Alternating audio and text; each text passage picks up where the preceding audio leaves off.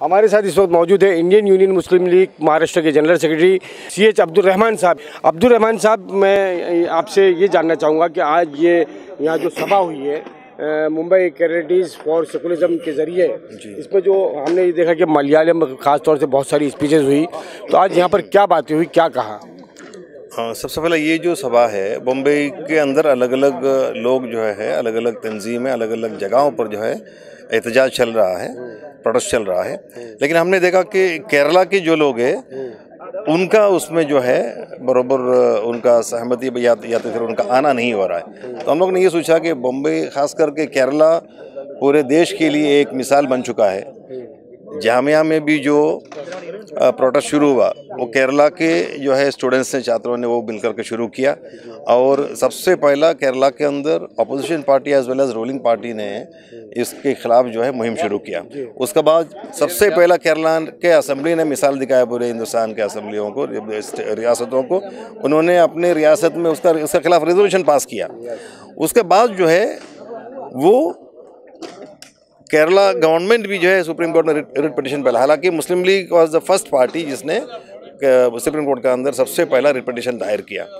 और तो हमने देखा कि बम्बई के अंदर जो है, महाराष्ट्र के अंदर और मुंबई के अंदर खास करके हम लोग एक केरला वालों के, यहाँ सब जगह जो है केरला वालों की जय जयकार हो रहा है, तो केरला वालों की एक जो है एक मतलब फोरम बना करके, इसलिए हमने उसके लिए जो है मुहिम शुरू किया। जितने भी यहाँ पर NGO है केरला के, उन सबसे बात किया, अलग अलग मीटिंग्स किया गया। उसके बाद ये नतीजा निकला हमें जो है ये भी बातें निकला कि केरला के अंदर हालांकि 92% ऑफ द पॉपुलेशन जो है सेकुलर माइंडेड है, लेकिन केरला के बाहर जो बम्बई में रहने वाले जो लोग हैं कुछ हद तक जो है कम्युनलाइज एक मतलब विचारधारा के तहत जो है हो चुका है। तो हमने सोचा सबसे पहला शुरुआत जो है हमारा ही लोगों को इकट्ठा करके हमारे केरला के बड़े बड़े नेताओं को ला करके यहाँ पर उनके सामने बात रखा जाए, ताकि जो अगर उनका विचारधारा सेकुलरिज्म से बदल गए वापस उनको सेकुलरिज्म में लाने के लिए हम लोगों ने यहाँ पर केरला वालों की ये सभा किया under the banner of Mumbai कैरेटिस फॉर सेकुलरिज्म। इसलिए हमने मलयाली सेकुलरिज्म संगमम के हिसाब से भी ये किया। और हमारे जो है senior leader national organisation secretary of Muslim League, member of parliament वो भी आए, mister Rajeevan also is an ex ET Mohammed Basheer साहब। और बिनोय विश्वम जो है CPI का MP है, राज्यसभा मेंबर है। दूसरा जो राजीव जो है is CPI committee member as well as ex MP। दूसरा जो अभी आपसे बात किया वो मिस्टर VT बलराम था, youth icon of Kerala Congress and he was MLA too. तो आज जो है यहाँ पर ये बातें हुआ और मीटिंग, ये सभा बहुत सक्सेस रहा। अब हम लोग जो है मुंबई में जो भी एहतजाज या प्रोटेस्ट NRC, CAA और NPR के खिलाफ चलेगा, हम उसके हिस्सा बनेंगे।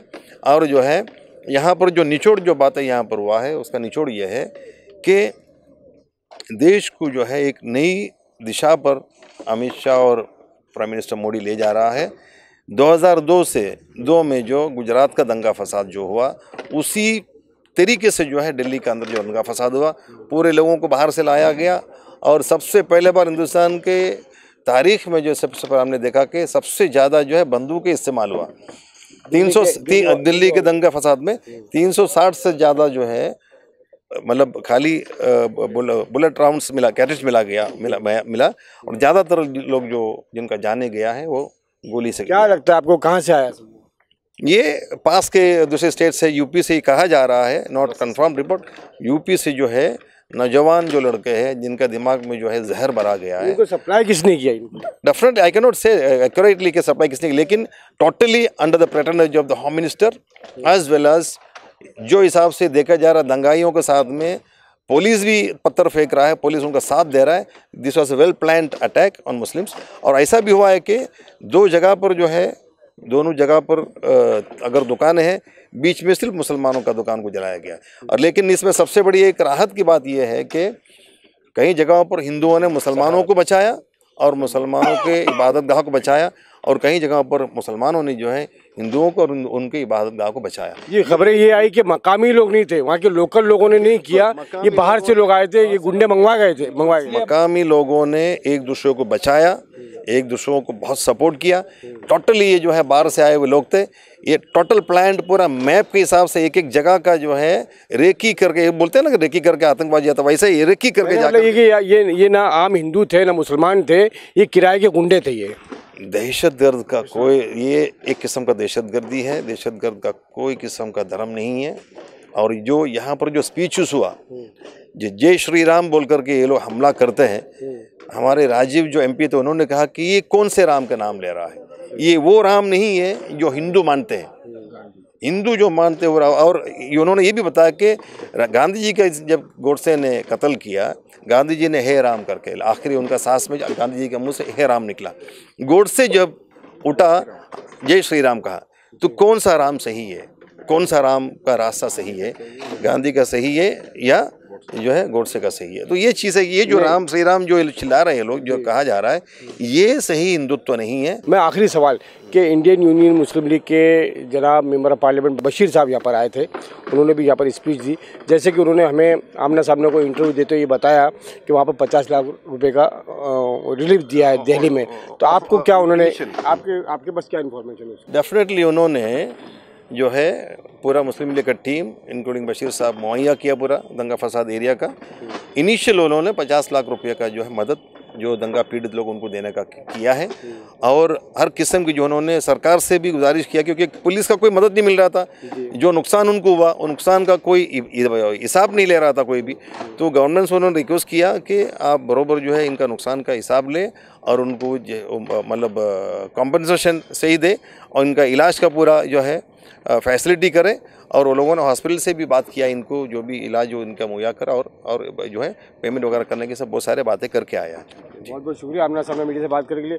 हमारे साथ यहाँ पर और भी साथी मौजूद है, आप लोग कुछ कहना चाहेंगे? नहीं, बस इतना ही काफ़ी। अपना हमारा सकरी साहब ने पूरा आपको बयान दे चुका है।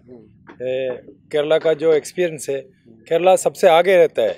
जो भी स्ट्राइक होता है, जो भी यानी सेकुलर स्ट्राइक होता है, उसमें सबसे पहले सबसे आगे केरला होता है। तो यही तजुर्बा, यही मिसाल के लिए इधर भी जमात हुआ है। तो अच्छा प्रोग्राम भी बहुत अच्छा था।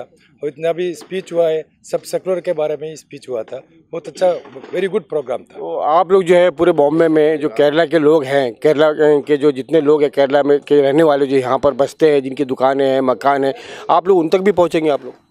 हम सभी तक पहुँचेंगे। आज जो यहाँ पर आए हुए, यहाँ पर जितने भी है कुछ बिजनेसमैन भी और रोज़ी रोटी रोज़मर्रा का काम करने वाले लोग भी, वो लोग भी अपना काम छोड़ कर गए। एक पैगाम यहाँ का ख़ास ये था, कोई ये ना समझे कि ये मुसलमानों के ख़िलाफ़ है, सिर्फ मुसलमानों का नहीं है।